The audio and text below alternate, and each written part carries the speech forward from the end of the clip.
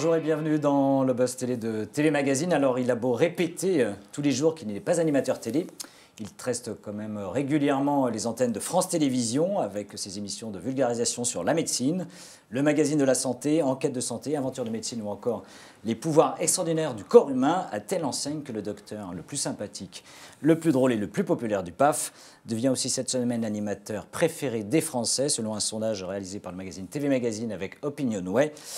Eh bien, c'est Michel Simès qui devient le premier animateur télé. Bonjour Michel. Bonjour, vous sentez la pression sur les épaules là? Je vais l'accentuer. Vous dominez le sondage, donc animateur préféré des Français selon le dernier baromètre de TV Magazine devant Nagui et Stéphane Bern. C'est la consécration? Ouais, je ne sais pas si c'est la consécration, mais c'est assez... C'est assez émouvant, c'est assez troublant. Je vous avoue que quand on m'a annoncé ça, j'ai été, je sais pas, je me suis dit, la première question que je me suis posée, c'est pourquoi? Pourquoi moi? Pourquoi ça me tombe dessus?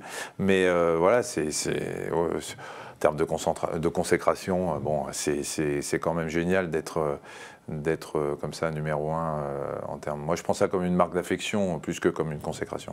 Et comment vous expliquez cette marque d'affection, ce succès auprès des téléspectateurs français? C'est pas moi qui vais vous l'expliquer parce que j'en sais rien. Qu'est-ce que je vous dis? Que je suis beau, sympathique, plein d'humour et que je suis merveilleux.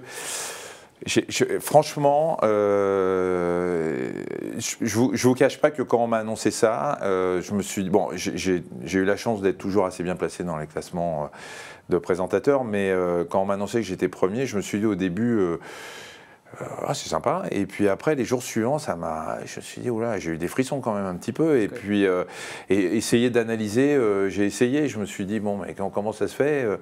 J'en sais rien. Je crois que voilà, il y a la popularité, il y a probablement le fait que l'humour joue, que les gens me trouvent sympa, j'en sais rien.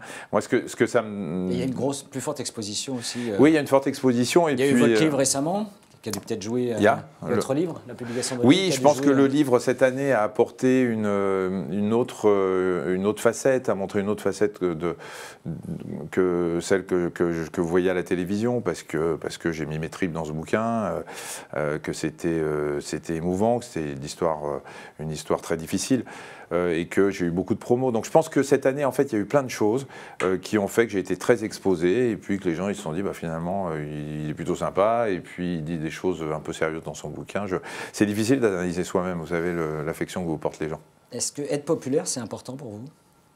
C'est important dans le sens où, et ce sondage me conforte dans l'idée que ça me donne une responsabilité très importante. Parce que non seulement c'est une marque d'affection, mais je crois aussi que c'est une marque que les gens m'accordent de la crédibilité.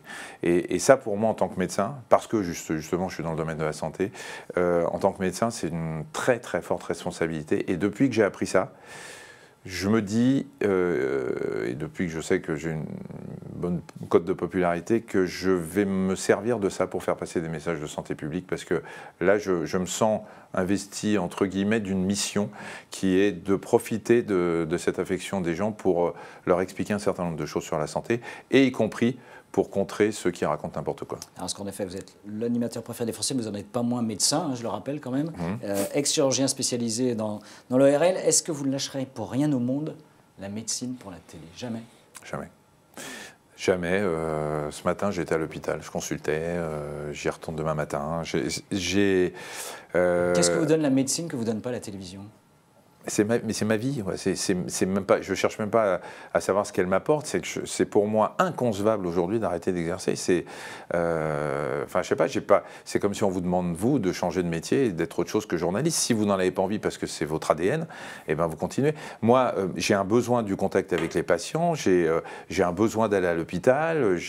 Et puis, si on devait extrapoler sur les raisons pour lesquelles je peux continuer à exercer, c'est que d'abord, c'est génial d'être premier dans un palmarès. Mais combien de temps ça va durer?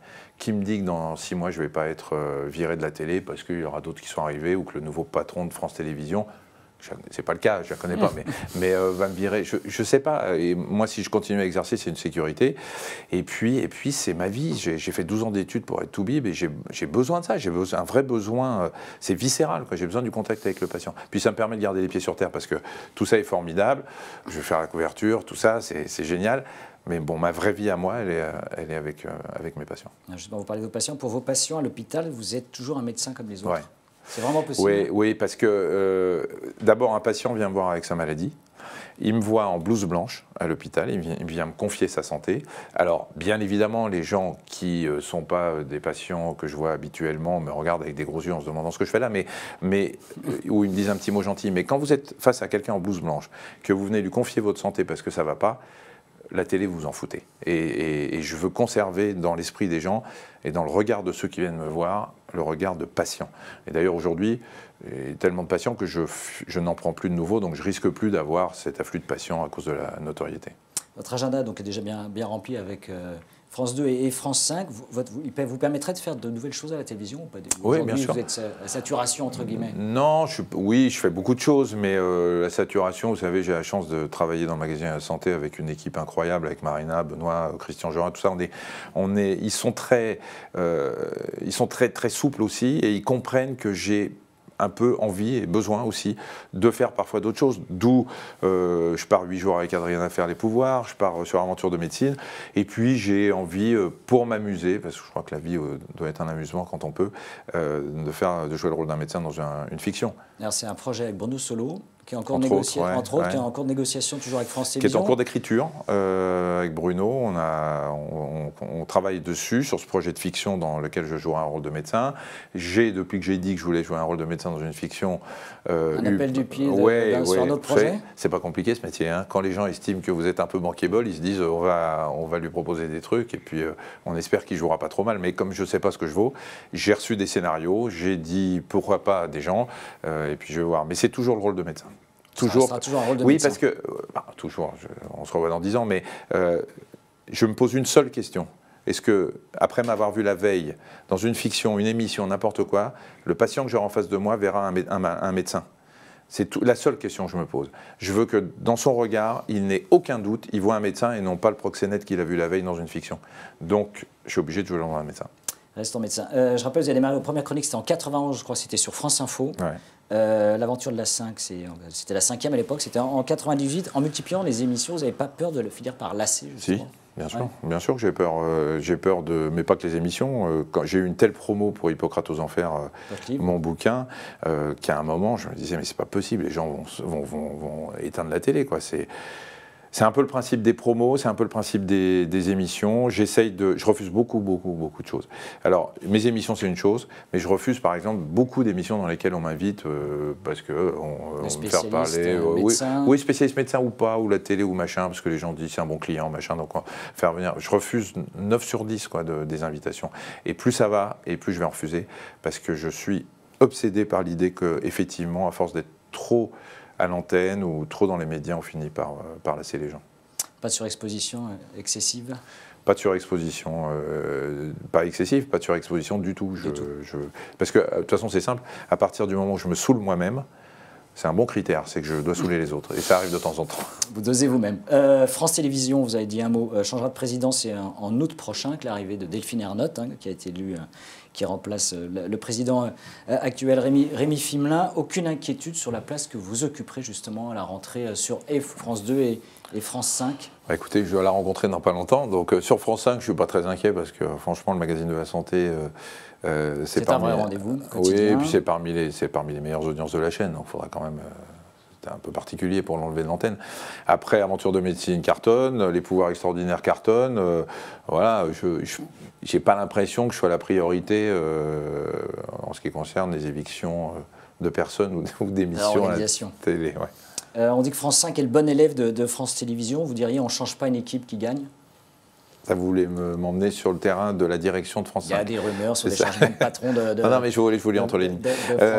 J'en sais rien. Moi, je m'entends très très bien avec Pierre Bloch de Fribert, qui est un très bon patron. Directeur de la chaîne. Ouais.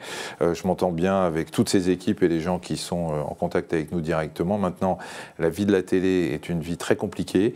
Je ne maîtrise rien du tout. Si ceux qui sont en place restent, ce sera super parce qu'on s'entend bien avec eux. S'il y en a d'autres qui doivent prendre le relais, et ben on ira les voir. Et puis voilà, j'ai jamais eu de problème avec aucune direction depuis que je fais de la télé, parce que finalement on s'adapte. Et puis parce qu'on n'est pas très en danger, nous. Hein, on n'est pas, encore une fois, voilà, je fais pas le 20h, hein, donc c'est pas. C'est pas grave, mais il y a des noms qui circulent, on verra. Non, mais vous disiez quand même que vous faisiez partie des très bonnes audiences et plutôt stables de oui, sur France 5 aujourd'hui. Oui, sur France 5, il n'y a pas de souci. Après, nous, on nous fout une paire royale au magazine de la santé. C'est un métier, un travail d'expert, de santé. On nous dit de temps en temps, tiens, et si on avait ça, mais on n'est jamais emmerdé, quoi.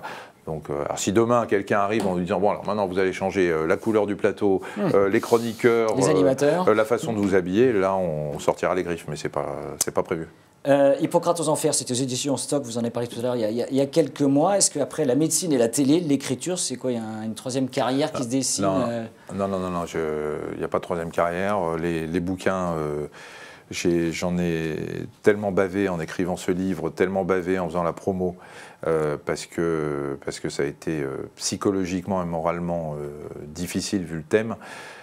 J'ai juste qu'une envie, c'est de me reposer, de partir en vacances tranquillement et ne pas me replonger dans un livre comme ça. Il y aura sûrement un autre livre sur le bien-être, sur des conseils santé, ce que je vous disais tout à l'heure, parce que là je me sens un peu investi d'une petite mission. Mais un livre aussi dur, je vais pas en faire un tout de suite, non. Michel Simès, merci d'être venu dans le Buzz Télé, dont je rappelle déjà tous les jours de la semaine, hein, dans le magazine de la santé, c'est sur France 5, et nous nous retrouverons dès demain avec un nouvel invité. Merci, très bonne journée. Merci à vous.